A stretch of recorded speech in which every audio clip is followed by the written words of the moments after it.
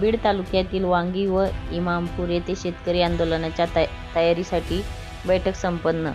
कापूस, सोयाबीन व तूर इत्यादी पिकांना योग्य भाव मिळावा व शेतकऱ्यांची पिळवणूक थांबावी यासाठी 25 डिसेंबर रोजी मोर्चा काढण्यात येणार आहे.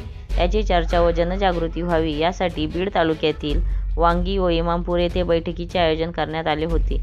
या बैठकीला मोठ्या संख्येने शेतकरी पुत्र आणि परिसरातील शेतकरी उपस्थित होते. हा मोर्चा दिनांक 25 डिसेंबर रोजी छत्रपती शिवाजी महाराज चौक ते जिल्हाधिकारी कार्यालयापर्यंत निघणार आहे. त्या गावानं ज्या गोष्टीला मनावर घेतलं ते कडीपर्यंत जातं, पण त्या गावातला असा जोश घ्यायला पाहिजे आणि आम्हालाही तुमच्याकडून असा सार्थ अभिमान झाला पाहिजे की गाव आमच्या सोबत आहे. तसा आवाज एक बुलंद झाला पाहिजे. शेतकरी एकजुटीचा विजय असो.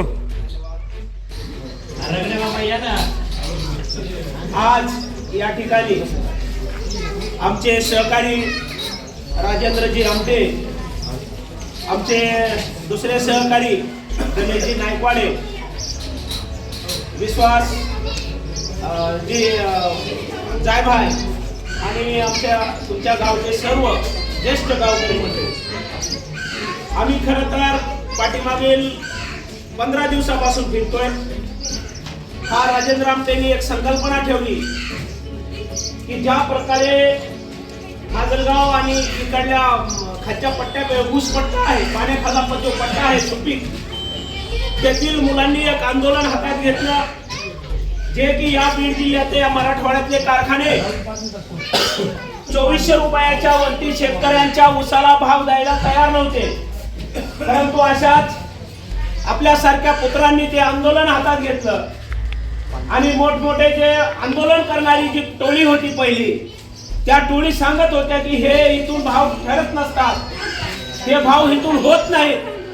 त्यांनी सांगितलं, पण त्या पोरांना जे आंदोलन हातात घेतलं आणि त्यांनी आंदोलन हातात घेतल्याच्या नंतर पहिला हप्ता हे 2750 रुपये म्हणून त्या ऊस उत्पादकांना देण्याचं कारखान्यांना मान्य केलेलं आहे आणि तो 3000च्या पुढे कारखाने भाव देणार आहे.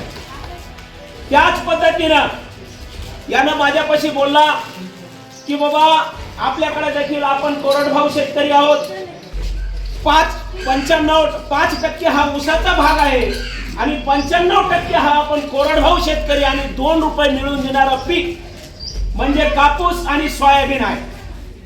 मग याच्यासाठी देखील आपला एक लढा उभा राहायला पाहिजे. अगर जर हे 2 पिकं जर आपल्याला जगवणारी असतील, 5% लोक जर उभा राहून पैसे धन नागड्याचं, कारण पाण्याखाली शेती म्हणजे धन नागड्याचेही शेतकरी आपले भाऊ आहेत, पण त्यांच्याकडे 2 रुपये येतात. मग त्यांचा लढा सक्सेस होऊ शकतो का? आपल्याकडे आपण दुष्काळग्रस्त भागातली लोक दर 5 वर्षाला आपल्या 5वीला पुजलेला दुष्काळ आहे. मग आपला जे 2 रुपये देणारा पीक आहे कापूस आणि सोयाबीन, यासाठी देखील लढा उभा राहायला पाहिजे का नाही? हा लढा उभा राहायला पाहिजे म्हणून राजेंद्र एकटाच सुरू केलं आणि त्यावेळेस त्याची पोस्ट मी बघितली. तो एकट्याने लढा उभा केला.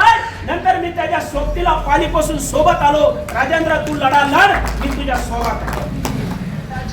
तो सोबत केलेला लढा हा आपण आज, त्याच्यानंतर गणेशराव भेटले, सुहास भेटले, या जिल्ह्यातली मोठी टीम तयार होत आहे. तुमच्या गावातले देखील सहकारी यामध्ये सहभागी होत आहेत. आपण हा लढा लढला पाहिजे का नाही? हे गाव प्रश्न घेऊन आम्ही गावोगाव जातोय. जर ऊसाचे लढे सक्सेस होऊ शकतात, धन दांगड्या कारखान्यावाल्यांचे आंदोलन सक्सेस होऊ शकतात, मग आमचा 95% हा आपण मतदार म्हणून फक्त गावायचं का? ह्यांच्या पाठीमागे, या नेत्यांच्या पाठीमागे त्यांचे दांडे आणि झेंडे घेऊन फिरायचं का? का आपण आपल्या कष्टकरी मायबापासाठी देखील लढलं पाहिजे? हा प्रश्न घेऊन आम्ही तुमच्यापाशी आलोय. मित्रांनो, पाठीमागे बघितलं असेल, आपल्याकडे देखील सोयाबीन नव्हतं, शेतकऱ्याच्या घरात सोयाबीन नव्हतं, छोटा व्यापारी होता त्याच्याकडे देखील सोयाबीन नव्हतं आणि तेलाचे भाव होते 80 रुपये. माहिती आहे ना, 80 रुपये किलो. आज तेलाचा भाव आहे 140च्या पुढे, 140च्या आसपास. मला सांगा, ज्यावेळेस सोयाबीनचा भाव आपल्याकडून ज्यावेळेस सोयाबीन त्यांनी घेतली ती 5000च्या आसपास, 4,500-5,000च्या आसपास, आणि नंतर शेतकऱ्याकडे सोयाबीन नाही, व्यापाऱ्याकडे सोयाबीन नाही, ती सोयाबीन आणि कापूस होता तो धनदांगड्या व्यापाऱ्यांकडे, म्हणजे अदानी आणि अंबानी आणि मिलवाल्यांकडे. त्यांनी त्यावेळेस पेपर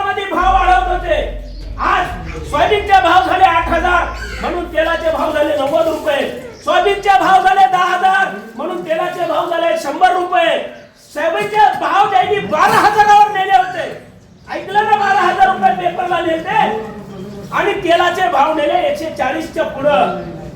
पण ज्यावेळेस हाच कापूस हाच सोयाबीन ज्यावेळेस शेतकऱ्यांकडे आली आणि त्याच शेतकऱ्यांच्या सोयाबीनचे भाव यांनी 4,000वर नेले आणि कापसाचे भाव 5,000वर आणले. पण तेलाचे भाव 140 वर 80 वर आले का? हे आपण कधी ह्या सरकारला प्रश्न विचारायला पाहिजे का नाही? पाहिजे का नाही हा विचारायचा आहे. मामा इकडे आपण बोलतोय, हे विचारायला पाहिजे का नाही या सरकारला? म्हणून आपण हा मोर्चा काढतोय. या 25 तारखेला हेच प्रश्न घेऊन मोर्चा काढतोय. आज सरकारने सीसीचा भाव दिलेला आहे. कापसाला दिला 8,100, सोयाबीनला दिला 5,300. बरोबर आहे का?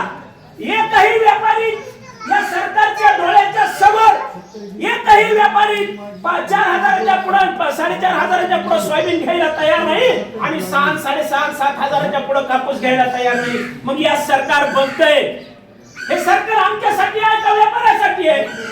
हे प्रश्न विचारासाठी आम्ही 25 तारखेला मोर्चा काढतोय. हे विचारायला पाहिजे का ह्या गोष्टी घेऊन चाललोय. या सरकारच्या डोळ्यामध्ये काय गेलंय? याच्या सोबत समोर भर दिवसाला 1,000 रुपये ते 1,500 रुपयाचा डाटा, जे की आम्हाला परवडत नाही भाव, जो सरकारनं 8,000 रुपये 100 कापसाला काढलाय आणि 5,300 रुपये जो सोयाबीनला भाव काढलाय तो आम्हाला परवडत नसता, देखील तो भाव त्यांनी काढला. तो भाव आमच्यावर लादला आणि त्या भावाने न खरेदी करता व्यापारी भर दिवसात 1,500 ते 2,000चा आमच्यावर डाका टाकते. मग हे सरकारला दिसत नाही का? हे विचारायचं का नाही? याच्यासाठी आम्ही हा मोर्चा ठेवलेला आहे आणि या मोर्चामध्ये आपल्याला सहभागी होण्यासाठी आम्ही आमंत्रित करतोय. आणि आमंत्रित नसून हा मोर्चा तुमचा आहे म्हणून हे तुम्हाला सांगण्यासाठी या ठिकाणी आलोय.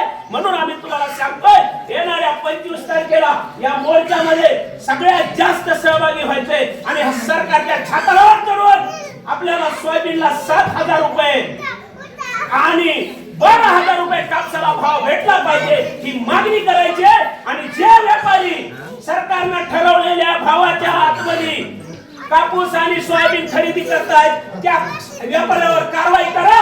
अन्यथा आमचा जो आम्ही जे विकलाय कापूस आणि सोयाबीन तो मधला जो गॅप राहिलेला आहे त्याची भरपाई करून अनुदान मध्ये ह्या सरकारनं द्यावं. म्हणून हे आंदोलन आम्ही उभा केलेलं आहे आणि हे आम्ही तुमच्या आशीर्वादाने उभा केलंय. आमच्या मागे कोणता नेता या कोणता राज्यकर्ता नाहीये. आम्ही आमची तुमची लेकरं आहोत आणि तुम्ही आमचे बाप आहात, कष्टकरी बाप आहात. म्हणून तुमच्या घामाचा दाम भेटला पाहिजे म्हणून आम्ही हे आंदोलन उभा केलंय. आपण या आंदोलनामध्ये सहभागी व्हावं हे निवेदन देण्यासाठी, विनंती करण्यासाठी आहोत.